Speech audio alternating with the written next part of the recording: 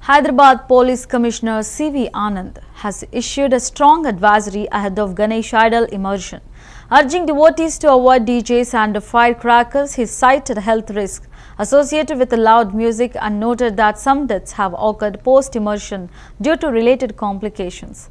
C.V. Anand revealed that Dial 100 has received numerous complaints about excessive sound from DJs and bands. To ensure smooth and peaceful immersions, over 20,000 police personnel from Hyderabad Commissionerate and the additional forces from outside are being deployed. Flag marches are being conducted to prevent disruptions.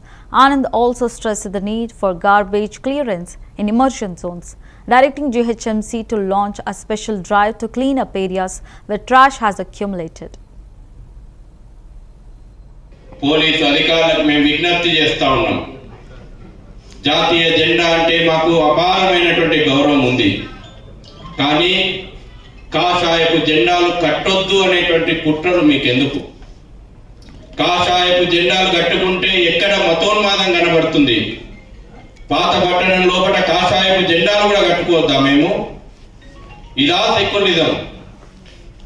ఈ పాటికే మీరు చొరవ చూపెట్టి కాషాయపు జెండాలు కట్టాల్సిన చోట త్రివర్ణ పతాకాలు కట్టిస్తున్నారు. మేము గౌరవిస్తాం జాతీయ జెండాను, కానీ భాగ్యనగరంలో హిందువులు జెండాలు కట్టుకోలేనటువంటి స్థితిలోకి మీ సెక్యులర్ విధానాలు నెట్టేయబడ్డాయా? ఎన్నో ఎలక్ట్రికల్ యాక్సిడెంట్స్ జరిగాయి, దాదాపు 12 మంది చనిపోయారు. సో దాని గురించి మేము చాలా మందికి అన్ని రకాలుగా మీడియా కానీ. Police in Chittoor district arrested 4 individuals for illegally transporting ganja in Palmaneer. According to DSP Prabhakar, authorities seized 4 kilograms of ganja. From the accused, the contraband was reportedly being smuggled from Nellore with plans to distribute it in areas like Palmaneer and Punganur. A case has been registered against the suspects and they have been remanded to judicial custody. The arrest highlights ongoing efforts by law enforcement to curb drug trafficking in the region.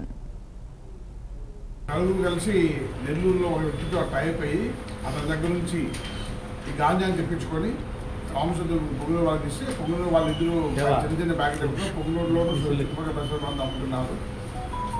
Inspector information setup చేసి ఈరోజు వాళ్ళు ఆ బస్సులో నుండి తీసుకొని transport చేసుకొని వస్తున్నప్పుడు వీళ్ళందరూ నలుగురికి రెడీ హ్యాండ్గా 4 కిలోల గాంజా పట్టుకోవడం జరిగింది.